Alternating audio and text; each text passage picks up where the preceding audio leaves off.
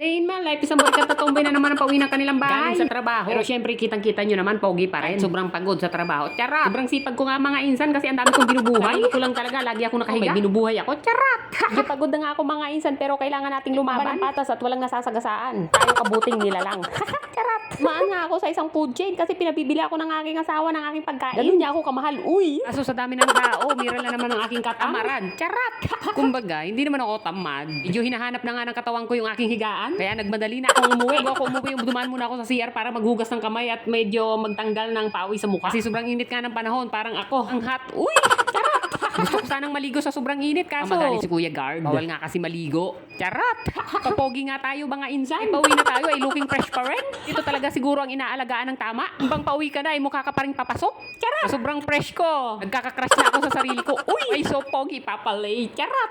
Alam mo yung pakiramdam na looking fresh, looking good. Aw, charot! Tapos mahal na mahal ka pa. Charot! Sarap talaga sa pakiramdam ng inaalagaan ng tama. Hindi ko mawari sa aking mukha yung saya. Bakit ngayon ko lang siya nakilala? Charot! Yun lang siya binigay ni Lord. Uy!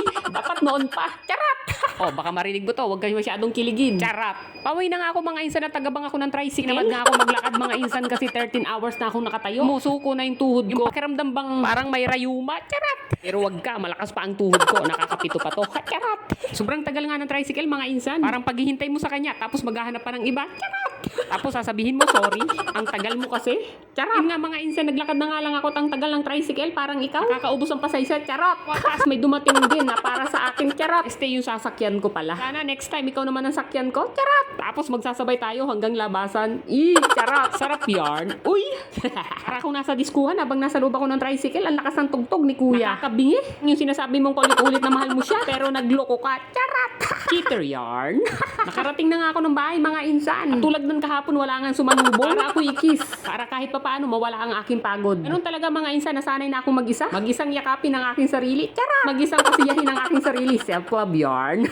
Inalis ko na nga aking pantalon kasi masyado na akong naiinitan. Ang hot ko kasi. Charot! Tapos tinanggal ko na rin ang aking sapatos. Para makapahinga na yung paa ko. Kakahabol sa'yo. Charot! Akong pagod na. Kakahabol sa mga taong walang pakialam sa akin. Uy! Charot! Napahiga nga ako mga insan. Ini-imagine ko kasi na may nagtatanggal ng pantalon ko. Charot! Ang sarap humiga sa kandungan mo. Uy! Este sa kama pala. Ayun nga mga insan. Bawal tamarin mga insan kasi magla-live pa tayo. Dali na nga akong kumilos mga insan kasi may gagawin pa ako. Mag-a-affiliate pa nga tayo after natin mag-live. Pinadalhan nga tayo ng sample item. Dahil nag-request tayo. Sipagan pa natin mga insan. Baka sakaling pala rin tayo hindi man ngayon pero soon. Just pray at samahan ng sipag, tiyaga at determinasyon. Mapapasaan ba at magbubunga rin ang ating mga pangarap? Di man ganun ka-success. Pero kahit papaano may marating sa buhay. Matapos ko nga lang mag-live mga insan at sinukat ko na agad nga yung i-affiliate natin. After nga nito mga insan ay kailangan nating umorder ng pagkain kasi yun ang sinabi ng ating misis. Orderin ko na daw yung mga gusto kong kainin kasi nag-grave nga ako sa spaghetti, chicken, may fries, tapos may coke float. Aw, yummy. Ana all inaalagaan. Uy, wag ka maingit be, magkakaroon ka rin. Charot!